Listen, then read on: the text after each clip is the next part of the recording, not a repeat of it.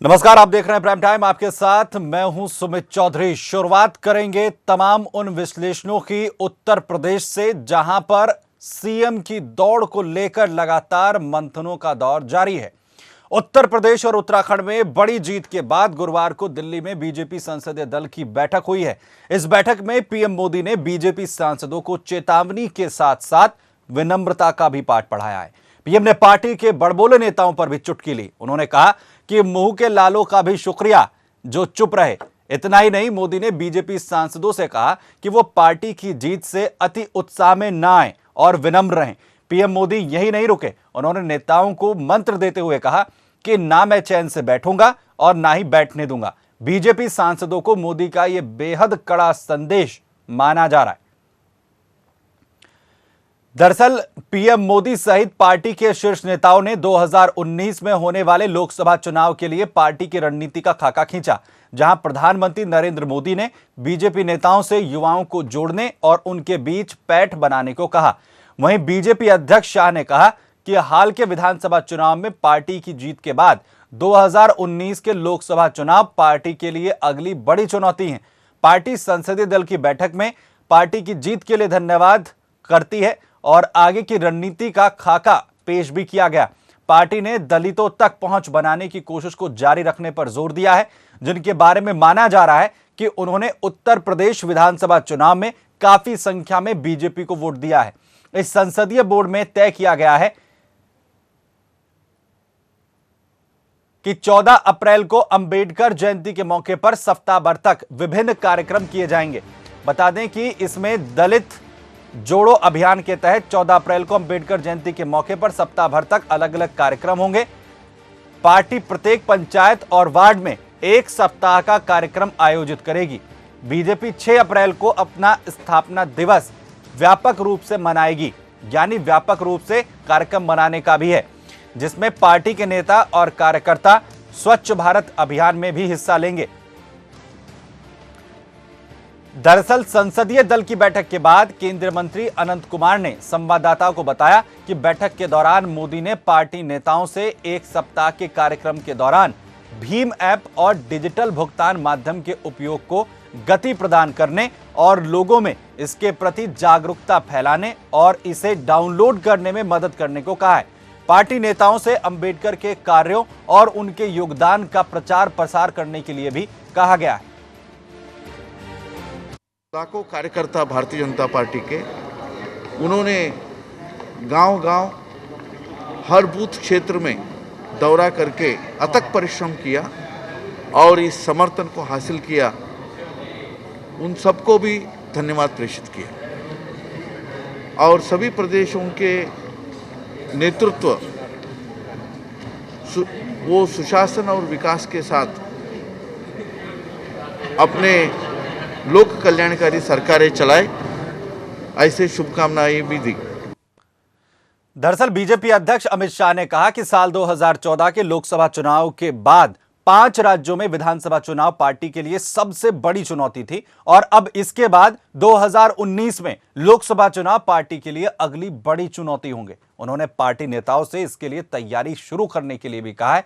अमित शाह ने दावा किया कि बीजेपी की जीत से केंद्र सरकार द्वारा शुरू की गई लोक कल्याण योजनाओं और विमुद्रीकरण के साहसिक निर्णय पर मोहर लगी है। जो भी हो, पीएम और उनके प्रमुख सहयोगी अमित शाह की रणनीति चुनाव में कारगर रही, लेकिन जिस तरह से संसदीय बोर्ड की मीटिंग में पीएम ने नेताओं को चेताया, उससे साफ हो गया है कि वो अभी आराम नहीं करना चाहते हैं, क्योंकि उनके सामने मिशन 2019 का लक्ष्य है। एक संगठन या पार्टी, उसके नेता की यही खासियत है कि उसे शिखर पर पहुंचाती है, जिसका परिणाम बीजेपी के सामने है और इसी की कमी का दुष्परिणाम कांग्रेस लगातार भुगत रही है। आगे बढ़ते हैं, बात कर लेते हैं कैबिनेट में फेरबदल की। दरअसल 5 राज्यों में हुए विधानसभा चुनाव में मिली जीत के बाद पीएम मोदी ने बीजेपी नेताओं को और मेहनत करने और साथ ही विनम्र रहने की सलाह दे दी है। वो संगठन को मजबूती से काम करने पर जोर तो दे ही रहे हैं, पीएम ये भी चाहते हैं कि केंद्रीय मंत्रिमंडल के सदस्य सक्रिय हों। इसी के मद्देनजर नरेंद्र मोदी कैबिनेट में फेरबदल कर सकते हैं। माना जा रहा है कि 12 अप्रैल को संसद का सत्र खत्म होने के बाद वे इसका फैसला ले सकते हैं। फेरबदल में कुछ नए चेहरों को कैबिनेट में जगह मिल सकती है। वहीं अगर यहां पर चेहरों की बात की जाए, जो चेहरे होंगे जिस पर चर्चा चल रही है, उसमें फाइनेंस मिनिस्टर अरुण जेटली को डिफेंस मिनिस्ट्री का एडिशनल चार्ज जिस तरीके से दिया गया है, डिफेंस और फाइनेंस मिनिस्ट्री को और ज्यादा वर्कलोड वाला विभाग पहले ही माना जाता है। लिहाजा नए रक्षा मंत्री की नियुक्ति की संभावना भी यहां पर जताई जा रही है। दरअसल इससे पहले रक्षा मंत्री का पदभार मनोहर पर्रिकर संभाल रहे थे, जो अब गोवा के मुख्यमंत्री बन गए हैं। 2014 के लोकसभा चुनाव में बीजेपी की जीत के बाद भी जेटली को डिफेंस मिनिस्ट्री का अतिरिक्त प्रभार दिया गया था। शिवराज सिंह चौहान को केंद्र में लाकर रक्षा मंत्रालय का चार्ज देने की अटकलें भी लगाई जा रही हैं, लेकिन खुद शिवराज ने इसे पूरी तरीके से कोरी अफवाह बता दिया है। फाइनेंस मिनिस्टर अरुण जेटली लगातार डिफेंस मिनिस्ट्री को पहले संभाले हुए थे, लेकिन उसके बाद मनोहर पर्रिकर ने इस जिम्मेदारी को संभाला और बाकायदा एक पारदर्शी तरीके से इसे चलाया भी। अब कैबिनेट में फेरबदल के साथ एक बड़ी जिम्मेदारी जहां पर अरुण जेटली के पास है, वहीं यह जिम्मेदारी भी अब केंद्रीय कैबिनेट पर है कि एक पारदर्शी और साफ सुथरी छवि वाला रक्षा मंत्री नियुक्त हो, जिससे कि रक्षा मंत्रालय का अतिरिक्त लोड अरुण जेटली के पास से हटे। वहीं सुषमा स्वराज का वर्कलोड भी कम किया जा सकता है, क्योंकि किडनी ट्रांसप्लांट के बाद उनका स्वास्थ्य अभी वर्कलोड सहने की स्थिति में नहीं है।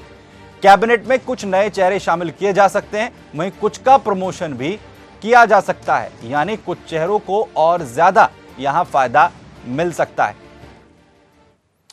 हालांकि मई में मोदी सरकार के 3 साल पूरे हो रहे हैं। सरकार का कार्यकाल 26 महीने का रह गया है। माना जा रहा है कि अहम मंत्रालयों की जिम्मेदारी पीएम नए लोगों को दे सकते हैं। पीएम मोदी ने पिछले साल जुलाई में फेरबदल किया था। तब एचआरडी मिनिस्टर रही स्मृति ईरानी को टेक्सटाइल और सदानंद गौड़ा को कानून मंत्रालय से हटाकर स्टैटिक्स मिनिस्ट्री की जिम्मेदारी दे दी गई थी। वेंकैया नायडू को सूचना और प्रसारण मंत्रालय दिया गया था। वहीं एमजे अकबर को विदेश राज्य मंत्री बनाया गया था। अब कौन नया रक्षा मंत्री बनेगा और किन चेहरों को मंत्रिमंडल में शामिल किया जाएगा, इस पर कयास ही लगाया जा सकता है।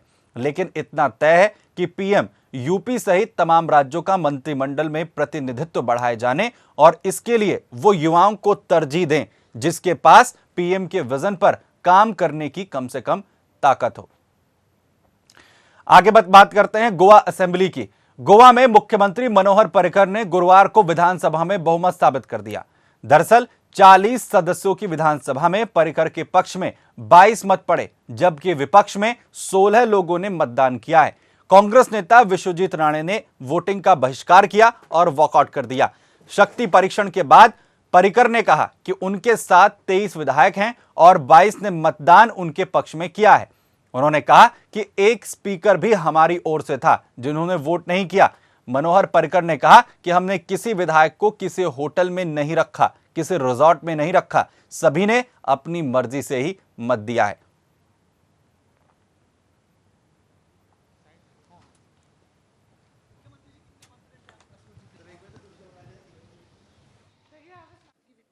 Resolution motion was passed with 22 to 16, with one speaker supporting the ruling coalition. It makes actually support of 23 members, with 16 members opposing it. We have proved before the people of India, because this was being live feed sent to almost all national channels also. We had a support of 23. We proved it on the floor of the House, debunking the Digvijay's claim that they have numbers. दरअसल अब आपको बता दें कि मंगलवार को एक और निर्दलीय विधायक ने बीजेपी नेताओं गठबंधन सरकार को समर्थन का ऐलान किया था।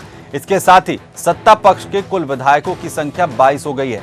मुख्यमंत्री पद की शपथ लेने के बाद पर्रिकर ने संवाददाताओं से कहा कि पिछले 2 दिनों से इसे लेकर अटकलें थी कि क्या बीजेपी के पास बहुमत का आंकड़ा है, और आज हमारे पास 22 विधायक हैं। एक सवाल के जवाब में पर्रिकर ने कहा कि एक और निर्दलीय विधायक ने सरकार का समर्थन किया है और अब उनके पास 40 सदस्यीय विधानसभा में 22 विधायक हो गए हैं।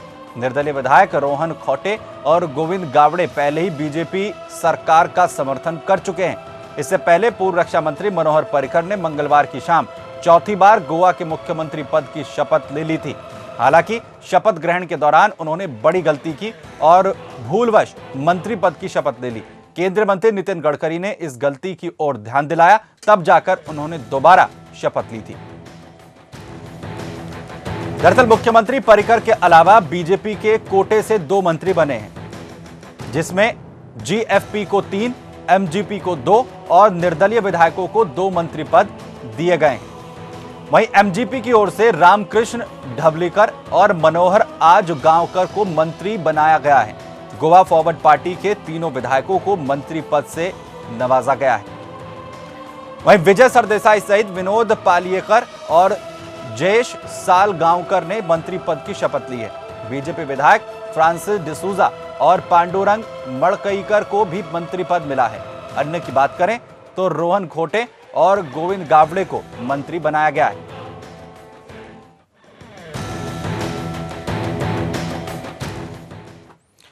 तो वही मोविन गुदिन्हो का पत्ता कट गया है। मालूम हो कि 40 सदस्यीय सदन में बीजेपी ने 13 सीटों पर जीत हासिल की है। महाराष्ट्र गोमांतक पार्टी यानी एमजीपी, गोवा फॉरवर्ड पार्टी यानी जीएफपी और निर्दलीय उम्मीदवारों ने 3-3 सीटें जीती और राकपा के खाते में 1 सीट है। वहीं कांग्रेस पार्टी 17 सीटों के साथ सबसे बड़ी पार्टी है। इस तरह अब पर्रिकर गोवा की मिलीजुली सरकार के मुखिया के तौर पर स्थापित हो चुके हैं। शक्ति परीक्षण तो हो गया और उसमें पर्रिकर को कोई परेशानी भी नहीं हुई, लेकिन इस बार गोवा में सरकार चलाने के लिए उन्हें और कड़ी मेहनत करनी पड़ेगी। उनके सामने कई चुनौतियां भी हैं। गोवा में युवकों को रोजगार और कसिनो और उन्मुक्त संस्कृति पर उन्हें बीजेपी के शासन का नजरिया पेश करना होगा। गोवा में पर्यटन को नई दिशा देने की पहल भी अब पर्रिकर को ही करनी होगी, क्योंकि जनता और जनप्रतिनिधियों को उनसे ढेर सारी उम्मीदें हैं। इसके अतिरिक्त गोवा को एक सुरक्षित राज्य बनाने की चुनौती भी सीएम पर्रिकर के सामने होगी।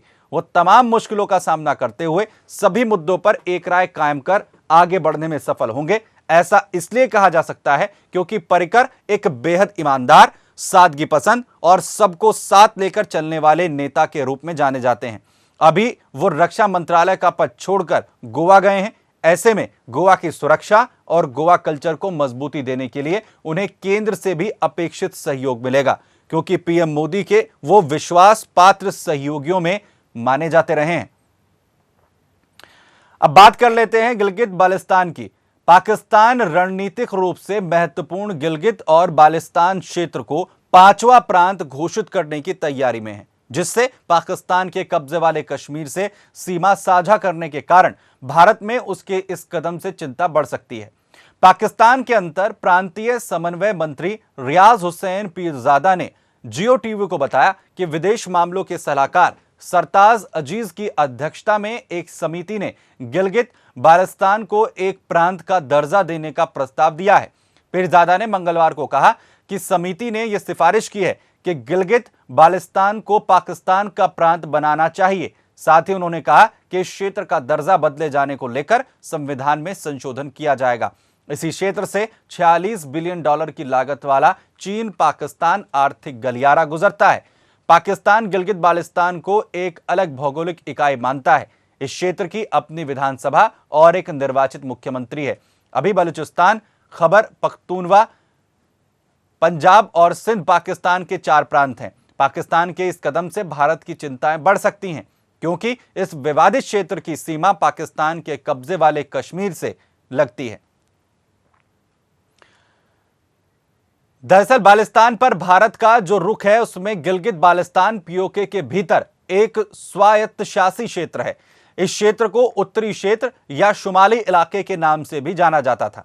इसकी सीमाएं पश्चिम में खैबर पख्तूनवा से, उत्तर में अफगानिस्तान के वाखान गलियारे से, उत्तर पूर्व में चीन के शिनजियांग प्रांत से, दक्षिण में पाकिस्तान अधिकृत कश्मीर और दक्षिण पूर्व में भारतीय जम्मू और कश्मीर राज्य से लगती हैं। इसका क्षेत्रफल 72,971 वर्ग किलोमीटर, 28,174 वर्ग मील और जनसंख्या लगभग 10 लाख है। इसका प्रशासनिक केंद्र गिलगित शहर है, जिसकी जनसंख्या लगभग 2,50,000 है। 1970 में यह प्रशासनिक इकाई गिलगित एजेंसी, लद्दाख वजारत का बल्टिस्तान जिला हुंजा और नगर नामक राज्यों के विलय के पश्चात अस्तित्व में आई थी। पाकिस्तान इस क्षेत्र को विवादित कश्मीर के क्षेत्र से पृथक क्षेत्र मानता है, जबकि भारत और यूरोपीय संघ के अनुसार यह कश्मीर के क्षेत्र का ही हिस्सा है। दरअसल कश्मीर का यह वृहद क्षेत्र सन 1947 के बाद से ही भारत और पाकिस्तान के बीच विवाद का विषय है।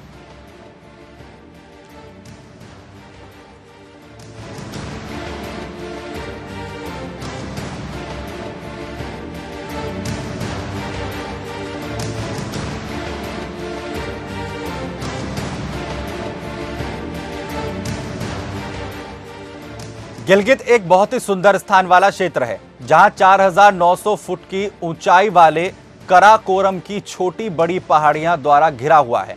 यह सिंधु नदी भारत के लद्दाख से निकलती हुई बाल्टिस्तान और गिलगित होकर बहती है। गिलगित बाल्टिस्तान के उत्तर में अफगानिस्तान का वखान कॉरिडोर बॉर्डर, उत्तरी क्षेत्र ही चीन के झिंजियांग प्रांत का उइगर क्षेत्र, उसके दक्षिण पूर्व में भारत अधिकृत जम्मू कश्मीर क्षेत्र, दक्षिण में ही पाक अधिकृत आजाद कश्मीर का क्षेत्र और पश्चिमी क्षेत्र में पाकिस्तान की सीमाएं लगती हैं। गिलगित बाल्टिस्तान में ही बाल्टारो नाम का एक सुप्रसिद्ध ग्लेशियर भी है। काराकोरम क्षेत्र पर ही हिंदकुश और तिरिच मीर नाम के वाले दो ऊंचे पर्वत भी हैं, जो दुनिया की 33वीं सबसे ऊंची पर्वत श्रृंखला है।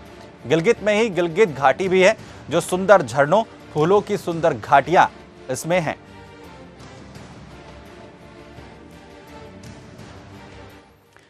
दरअसल ऐसा माना जा रहा है कि गिलगित बाल्टिस्तान की अस्थिर स्थिति को लेकर चीन की चिंताओं के कारण पाकिस्तान को इसका दर्जा बदलने के लिए मजबूर होना पड़ा है। डॉन समाचार पत्र में प्रकाशित एक रिपोर्ट के मुताबिक पाकिस्तान सीपेक को कानूनी रूप देने के प्रयास में इस क्षेत्र के संवैधानिक दर्जे को बढ़ाने पर विचार कर रहा है, जबकि गिलगित को भारत अपना क्षेत्र मानता है। आगे बढ़ते हैं, बात कर लेते हैं चीन के डर की। यूपी में बीजेपी को मिली जबरदस्त सफलता की गूंज पाकिस्तान के बाद चीन में भी सुनाई दी है। यही नहीं, चीन ने तो अभी से मान लिया है कि 2019 का लोकसभा चुनाव पीएम मोदी ही जीतेंगे। चीन की सरकारी मीडिया के मुताबिक यूपी में मोदी की पार्टी को मिली जबरदस्त जीत से मोदी का 2019 में फिर सरकार में आना और पीएम बनना तय है। लेकिन अखबार ने यह भी कहा है कि चुनावी जीत बेशक भारत की तरक्की के लिए अच्छी खबर है, लेकिन बाकियों के लिए नहीं। मोदी की जीत के ये मायने भी हैं कि दूसरे देशों के लिए उनके साथ किसी भी तरह का समझौता करना मुश्किल हो जाएगा। चीन की सरकारी अखबार ग्लोबल टाइम्स के एक ओपन एडिटोरियल में लिखा है कि मोदी की अगुवाई में बीजेपी ने हाल ही में उत्तर प्रदेश चुनाव में जबरदस्त जीत हासिल की है।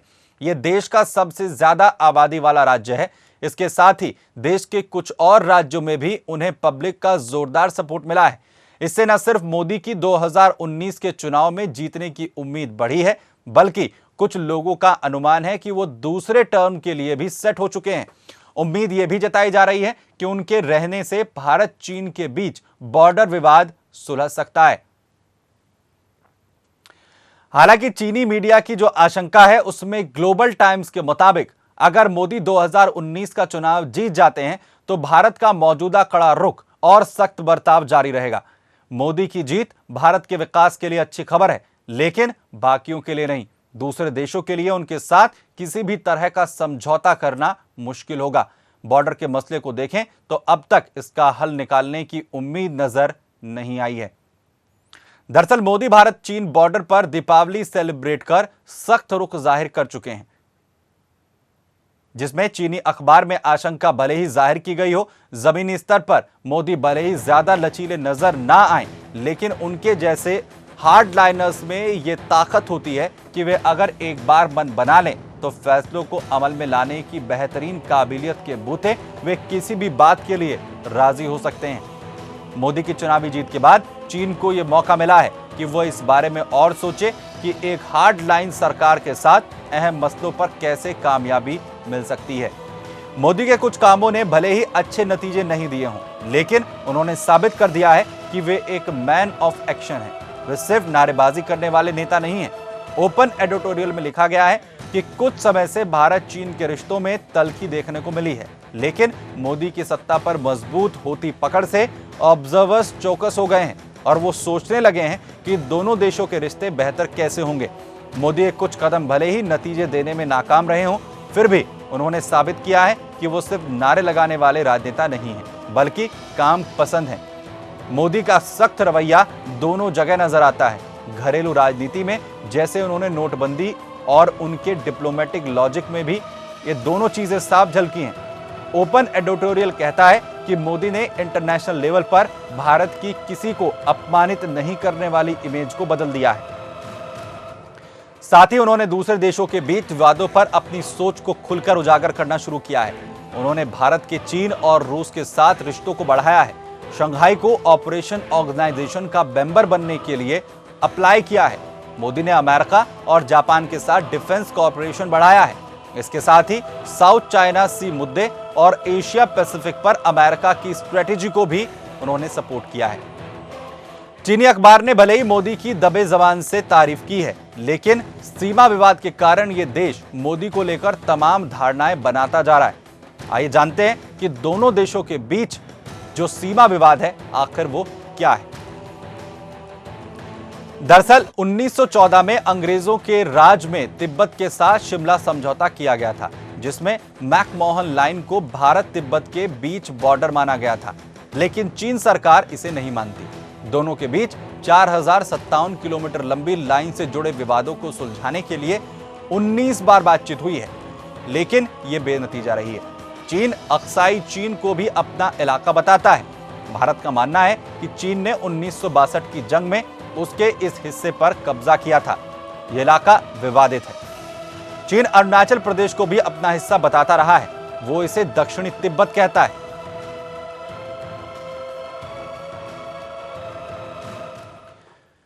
यानी कुल मिलाकर चीन अपने आप को भारत का रणनीतिक और व्यापारिक सहयोगी भले ही बताए, लेकिन सीमा विवाद के चलते भारत उस पर आंख मूंदकर विश्वास नहीं कर सकता, क्योंकि चीन की विस्तारवाद की नीति के कारण उस पर भरोसा करना सहज नहीं है। चलिए यहां पर रुकते हैं एक छोटे से ब्रेक के लिए। खबरें लगातार जारी हैं।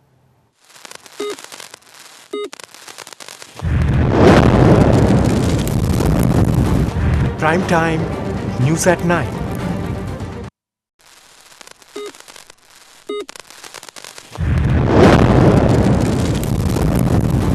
Prime Time News at 9. Break के बाद स्वागत है। आगे बढ़ते हैं। यूपी और उत्तराखंड में करारी हार के बाद कांग्रेस में हताशा है।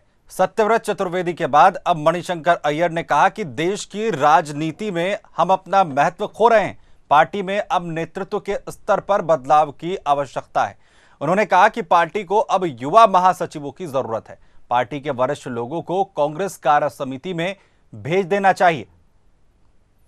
दरअसल अय्यर से पहले कांग्रेस के वरिष्ठ नेता सत्यव्रत चतुर्वेदी भी ये कह चुके हैं और वो सुनते आ रहे हैं कि अब बड़ा बदलाव होगा, लेकिन अभी तक तो कुछ ऐसा नहीं हुआ है। अगर बदलाव होता है तो देर आए दुरुस्त आए वाली कहावत सार्थक हो जाएगी। उन्होंने कहा कि अब समय की मांग यह है कि जो लोग जमीन से जुड़े हैं वो लोग जनता के बीच जाएं और कांग्रेस की नीतियों का प्रचार प्रसार करें। कांग्रेस को दशा और दिशा बदलने की जरूरत है। पराजय को बड़ी चीज नहीं मानता हूं। लोकतांत्रिक व्यवस्था में हार और जीत के लिए पार्टियों को तैयार रहना चाहिए। हम हार के बाद भी वापसी कर सकते हैं। चतुर्वेदी ने कहा कि इस समय रहते जब पार्टी बदलाव करना चाहिए उस वक्त बदलाव नहीं किया गया। हम आपको बता दें कि इस बार विधानसभा चुनाव में मिली हार के बाद गोवा प्रभारी दिग्विजय सिंह के खिलाफ पार्टी के विधायक और वरिष्ठ नेता खुलकर आ गए हैं। कांग्रेस उपाध्यक्ष राहुल गांधी ने भी स्पष्ट तौर पर कहा था कि पार्टी में जल्द ही संगठनात्मक और ढांचागत परिवर्तन किए जाएंगे और ये जरूरत है। पार्टी में 10 जनपद के करीबी जिम्मेदार पदों पर बैठे नेताओं की भूमिका पर सवाल उठ रहे हैं। उस पर कांग्रेस के वरिष्ठ नेता सत्यव्रत चतुर्वेदी के इस बयान की सर्जरी का समय गुजर चुका है, जिन्होंने आग में घी डालने का काम किया है। कांग्रेस के हाथ में आए गोवा और मणिपुर राज्य देखते देखते बीजेपी के पास चले गए हैं। कांग्रेस में बीजेपी नेताओं के बयान की कांग्रेस ने देर की और दावा पेश नहीं किया तो गंभीरता से इस बयान को नहीं लिया गया। पार्टी के भीतर कुछ नेताओं ने राहुल गांधी से मिलकर गोवा और मणिपुर में पार्टी नेताओं की सक्रियता पर भी सवाल उठाए हैं। लिहाजा गोवा के प्रभारी और महासचिव दिग्विजय सिंह और मणिपुर के प्रभारी महासचिव सीपी जोशी पर सवाल उठ रहे हैं। दरअसल राहुल गांधी ने भी स्वीकार किया है कि सवाल ये नहीं है कि हमने जल्दी दावा क्यों नहीं किया। उन्होंने ये बात कही कि बीजेपी की ओर से धनबल से बहुमत हासिल करने की बात है। इस भारत की कल्पना करके हम आजादी जीत कर आए हैं, उस भारत को सुरक्षित रखने के लिए हमें मैदान में रहना है, लड़ना चाहिए और साथ साथ इस महान लक्ष्य को मन में रखते हुए कांग्रेस में बहुत तबादला करने की आवश्यकता है, जिसका जिक्र राहुल जी ने खुद किया। सवाल ये नहीं है कि राहुल रहे या नहीं रहे, सवाल ये है कि जो नेतृत्व रहा है अब तक और जो कि 2 बार 3 बार बहुत बुरी तरह से हारा है, उसमें तबादला लाने का मुझको लगता है बस ये एक पहली सोच है। दरअसल 5 राज्यों में हुए विधानसभा चुनाव में कांग्रेस की उत्तर प्रदेश और उत्तराखंड में करारी हार का सामना करना पड़ा था। उत्तर प्रदेश में कांग्रेस की संख्या इकाई के अंक में सिमटकर रह गई है। उत्तराखंड में कांग्रेस हाशिए पर चली गई है, जबकि गोवा और मणिपुर में सबसे बड़ी पार्टी होने के बावजूद वो अपनी सहयोगी तैयार नहीं कर पाई। वास्तव में कांग्रेस एक पार्टी के तौर पर आत्ममंथन कर ही नहीं पा रही है, क्योंकि बदलाव की जहां भी दरकार है उस पर बात करने की हिम्मत कोई कद्दावर नेता उठा ही नहीं पा रहा है। यही कारण है कि तमाम राज्यों में कांग्रेस संगठन स्तर पर काफी कमजोर हो चुकी है। कार्यकर्ताओं में उत्साह जगाने के लिए जिस विजनरी शख्सियत की जरूरत है, उसकी कमी से यह पार्टी जूझ रही है। तो सवाल यह है कि कांग्रेस के लिए अब ये जो मुश्किल वक्त है, इसमें इस तरीके के बयान आना और उसके बाद क्या आत्ममंथन का दौर शुरू होगा। दिवाकर जी, हमारे आउटपुट एडिटर, इस खबर पर हमारे साथ जुड़ रहे हैं। इस पूरे बयान को, क्योंकि 2014 का बयान जो है वो भी हमारे जहन में है, जब मणिशंकर अय्यर की तरफ से दिया गया था, और उसके बाद दिवाकर अब ये बयान आना कांग्रेस के लिए क्या इशारे हैं, क्या मायने हैं? निश्चित रूप से कांग्रेस ये मान रही है, कम से कम आत्ममंथन की जो बात की जा रही है कांग्रेस की तरफ से, मणिशंकर अय्यर के बयान से वो बात स्पष्ट हो जाती है कि कांग्रेस को ये मानना चाहिए कि उसके पास विजन और नीतियों की कमी है। किसी भी बात का मुद्दा बनाना और उस मुद्दे पर उस पर अपनी राय रखना ये अलग बात होती है, और किसी भी मुद्दे का बिना मतलब का वितंडावाद करना ये अलग मुद्दा है। इन दोनों समस्याओं से जूझती रही है।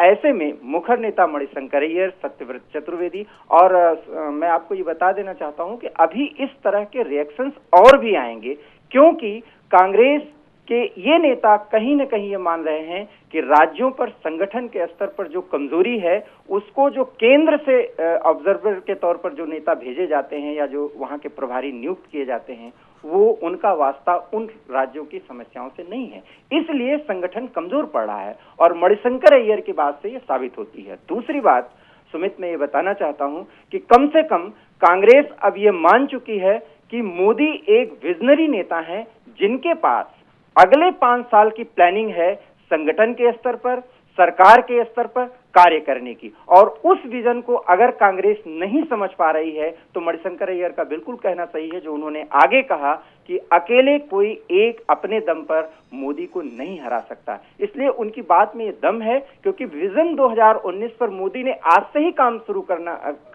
करना शुरू कर दिया है, और कांग्रेस अभी आत्ममंथन करेगी। और वास्तव में आत्ममंथन का उनका जो दौर होता है, उनका जो तौर तरीका होता है, कुल मिलाकर के पुरानी बोतल में नई शराब डालने की बात नहीं होती। वो ऐसा ही होता है कि सब कुछ एक घालमेल कर दिया जाता है।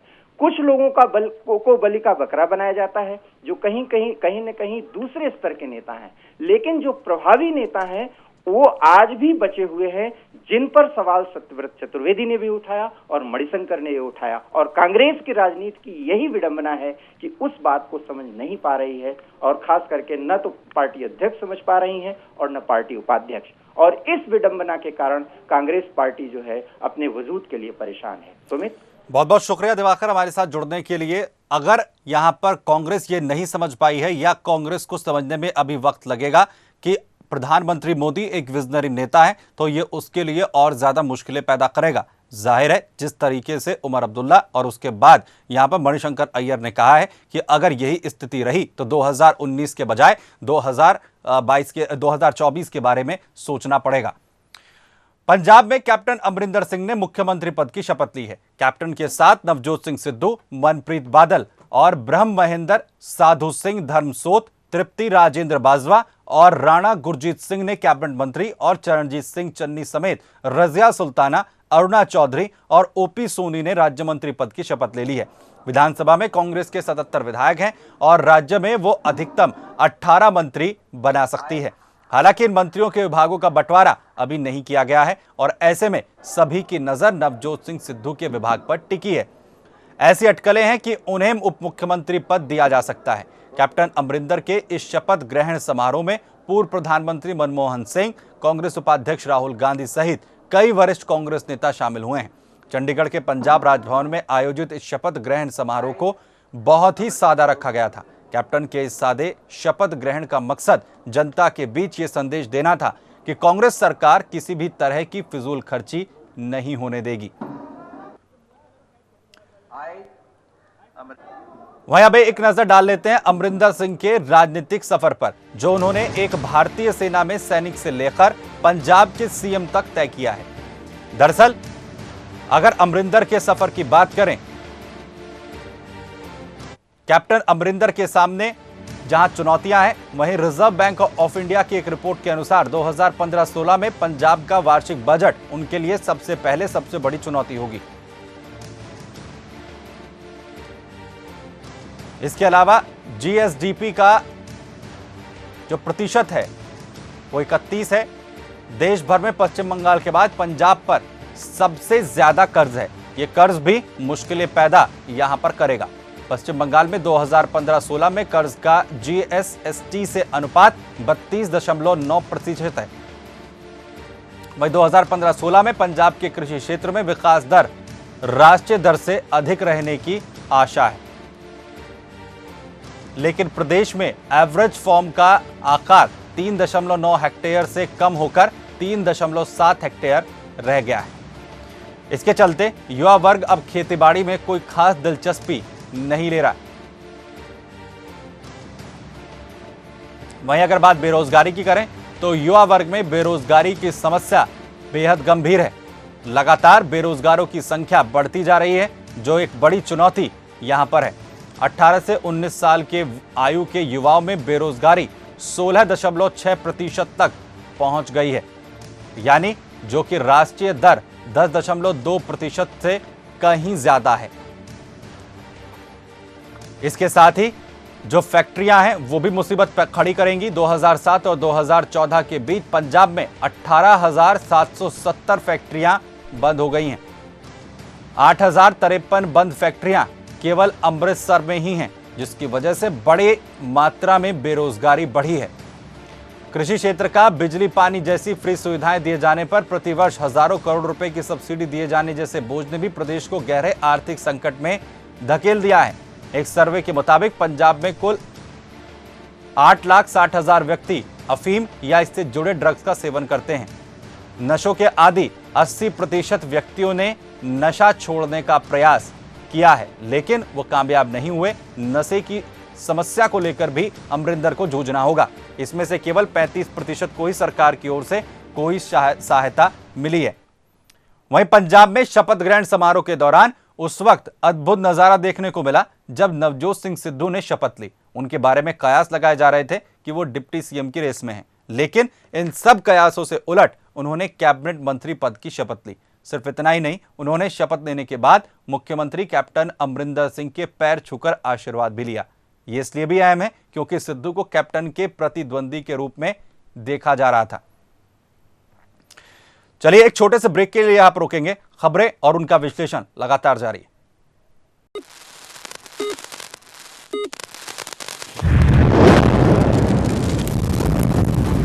Prime time, news at 9.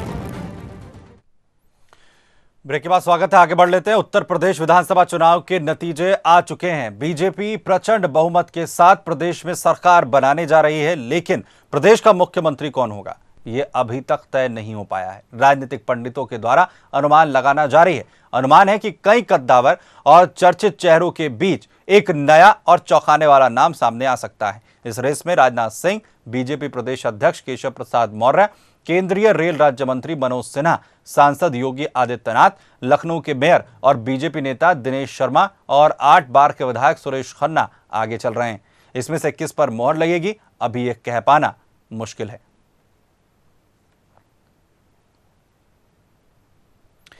Rajnath Singh का नाम सबसे ऊपर है। सूत्रों की माने तो मोदी और शाह भी यही चाहते हैं कि राजनाथ यूपी के मुख्यमंत्री बने। इससे पहले भी वो यूपी के मुख्यमंत्री रह चुके हैं, लेकिन वो इसके लिए तैयार नहीं है।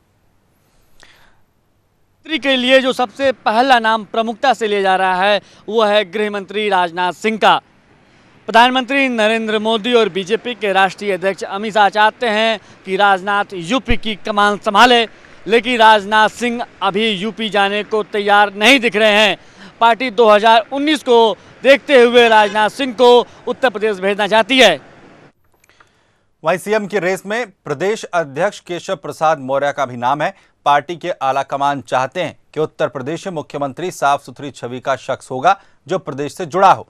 प्रदेश की सियासत के हिसाब से सीएम पद के दावेदारों में केशव प्रसाद मौर्य फिट बैठते हैं। केशव प्रसाद को चुनाव से ठीक पहले प्रदेश अध्यक्ष बनाया गया था। केशव मौर्य भी संघ से जुड़े रहे हैं और बीजेपी के असरदार नेताओं में शुमार हैं। केशव प्रसाद मौर्य विवादों से दूर रहे हैं। प्रदेश में बीजेपी ने जिस वोट बैंक पर नजर डाली थी, केशव मौर्य उसी से आते हैं। वह पूर्वांचल से भी, जो कि प्रधानमंत्री नरेंद्र मोदी का मुख्य फोकस रहा है। इससे केशव प्रसाद मौर्य की दावेदारी मजबूत नजर आ रही है। इस बीजेपी के अध्यक्ष केशव प्रसाद मौर्य का नाम भी प्रमुखता से चल रहा है। उत्तर प्रदेश में इतनी बड़ी जीत हासिल बीजेपी को हुई थी, उसमें केशव प्रसाद मौर्य की भूमिका अहम रही। पूर्वांचल में बीजेपी के वरिष्ठ नेता और गोरखपुर से सांसद योगी आदित्यनाथ जबरदस्त वर्चस्व रखते हैं। उन्होंने न सिर्फ पूर्वांचल में बल्कि पश्चिमी यूपी में पार्टी के लिए स्टार प्रचार किया है। उन्होंने सबसे ज्यादा रैलियां की और वोट जुटाने में कामयाब भी रहे। चुनाव से पहले भी उन्हें सीएम उम्मीदवार घोषित करने की मांग उठी थी। हालांकि आदित्यनाथ ने खुद को सीएम पद की रेस से बाहर बताया था। हिंदू हृदय सम्राट योगी आदित्यनाथ को चुनाव से पहले ही मुख्यमंत्री बनाए जाने की मांग चल रही थी। पूर्वांचल में ही नहीं, पश्चिमी उत्तर प्रदेश में भी वो पार्टी के स्टार प्रचारक रहे और कई जगह पर पार्टी को जीत दिलाई। उन्हें बीजेपी के राष्ट्रीय अध्यक्ष अमित शाह और संघ का करीबी माना जाता है। यूपी के सीएम के दावेदारों में केंद्रीय रेल राज्य मंत्री मनोज सिन्हा का नाम भी प्रमुखता से लिया जा रहा है। पूर्वांचल से आने वाले सिन्हा के कामकाज की तारीफ खुद प्रधानमंत्री नरेंद्र मोदी भी कर चुके हैं और पूर्वांचल में उनका खासा प्रभाव रहा है। वो संघ से जुड़े रहे हैं और कहा जाता है कि संघ की इच्छा से ही उन्हें मंत्री बनाया गया था। यूपी में सीएम पद के लिए मनोज सिन्हा का भी नाम प्रमुखता से लिया जा रहा है। रेल राज्य मंत्री मनोज सिन्हा संघ के करीबी माने जाते हैं और संघ की इच्छा से ही उन्हें केंद्र में मंत्री बनाया गया था। प्रधानमंत्री नरेंद्र मोदी भी उनके काम की तारीफ कर चुके हैं। वहीं लखनऊ के मेयर और बीजेपी नेता दिनेश शर्मा उन चेहरों में शामिल हैं जिन्हें मुख्यमंत्री बनाया जा सकता है। उन्हें बड़ी जिम्मेदारियां मिलती रही हैं, चाहे पार्टी का राष्ट्रीय उपाध्यक्ष बनाना हो या फिर गुजरात का पार्टी प्रभारी चुनना। 2014 में उन्हें पार्टी का राष्ट्रीय सदस्यता प्रभारी बनाया गया था। इस दौरान उन्होंने पार्टी की सदस्यता अभियान को गति दी और बीजेपी को दुनिया की सबसे बड़ी राजनीतिक पार्टी का दर्जा दिलाया। 2014 में राजनाथ सिंह को जब लखनऊ से उम्मीदवार बनाया गया तो दिनेश शर्मा ने अपनी दावेदारी वापस ले ली थी। बीजेपी के राष्ट्रीय उपाध्यक्ष दिनेश शर्मा को मोदी और अमित शाह का करीबी माना जाता है, इसलिए उनको गुजरात का प्रभारी भी बनाया गया है। वो लखनऊ के मेयर भी हैं, उनके नाम पर भी गंभीरता से विचार चल रहा है। अमेरिका के राष्ट्रपति डोनाल्ड ट्रंप ने जब से सत्ता संभाली है तब से वो किसी न किसी वजह से विवादों में हैं, या यूं कहें कि उनकी दो टुक से अमेरिका की जनता और कोर्ट सहमत नहीं है। जहां अमेरिका बड़े बड़े फैसलों के लिए जाना जाता है, वहीं अब ट्रंप के कारण यह देश छोटे छोटे विवादों में उलझता नजर आ रहा है। दरअसल अमेरिकी राष्ट्रपति डोनाल्ड ट्रंप को फेडरल यूएस कोर्ट ने एक बड़ा झटका दिया है। कोर्ट ने ट्रंप के आदेश को लागू होने के एक दिन पहले ही रोक दिया। ट्रंप ने रिफ्यूजी और 6 मुस्लिम देशों से आने वाले नागरिकों पर अमेरिका में घुसने से बैन लगाने की बात कही थी, जिसकी कोर्ट ने कड़ी निंदा की थी। ट्रंप ने कहा कि इस गलत निर्णय को सुप्रीम कोर्ट में चुनौती देंगे। इसके साथ ही ट्रंप ने कहा कि कोर्ट ने अपनी सीमाएं लांघकर यह फैसला सुनाया है। वहीं दूसरी तरफ देश भर के एयरपोर्ट और विदेशों के हवाई अड्डों पर अराजकता की स्थिति पैदा हो गई थी।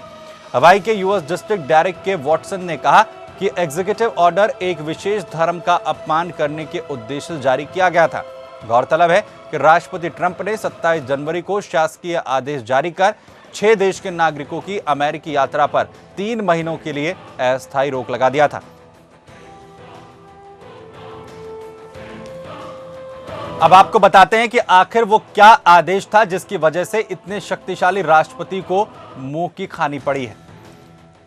दरअसल अमेरिका में शरणार्थियों को शरण देने पर 120 दिनों की रोक लगाई गई थी।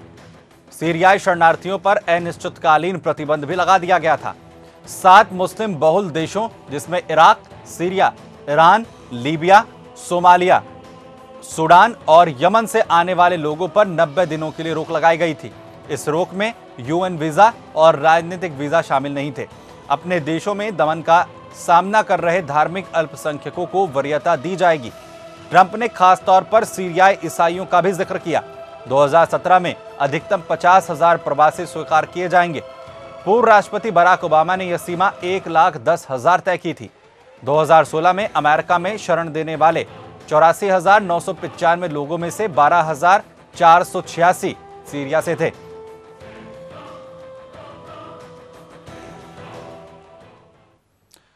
जब से ट्रंप अमेरिका के राष्ट्रपति बने हैं तब से लेकर अब तक ट्रंप अपने किसी ना किसी आदेश को लेकर चर्चा में रहे हैं, फिर चाहे वो मुस्लिमों को लेकर दिया गया बयान हो या फिर 7 मुस्लिम देशों के अमेरिका में आने को लेकर प्रतिबंध। लेकिन हर जगह ही डोनाल्ड ट्रंप को आलोचनाओं का सामना करना पड़ा है। मुस्लिमों के बयान पर अगर विदेशों में तीखी आलोचना हुई थी तो वहीं 7 देशों के बैन पर खुद के ही कोर्ट की असहमति का सामना ट्रंप को करना पड़ा है। ट्रंप की बात से कोर्ट भले ही सहमत ना हो, लेकिन इस्लामिक आतंकवाद पर लगाम कसने के लिए उनकी घोषणा एक क्रांतिकारी कदम है, जिस पर आलोचनाएं तो हो रही हैं, लेकिन अमेरिका के लिए यही अच्छा होगा कि वो कट्टरपंथी बहावी विचारधारा पर रोक के लिए इस तरह के हार्ड डिसीजन ले। ट्रंप वही कर रहे हैं, लेकिन अभी वहां का बहुसंख्यक समाज इस कदम के दीर्घकालिक फायदों से अपना वास्ता नहीं बना सका है। इसी के साथ आज के प्राइम टाइम न्यूज में इतना ही। बाकी खबरों के लिए बने रहें सुदर्शन न्यूज के साथ। जय हिंद।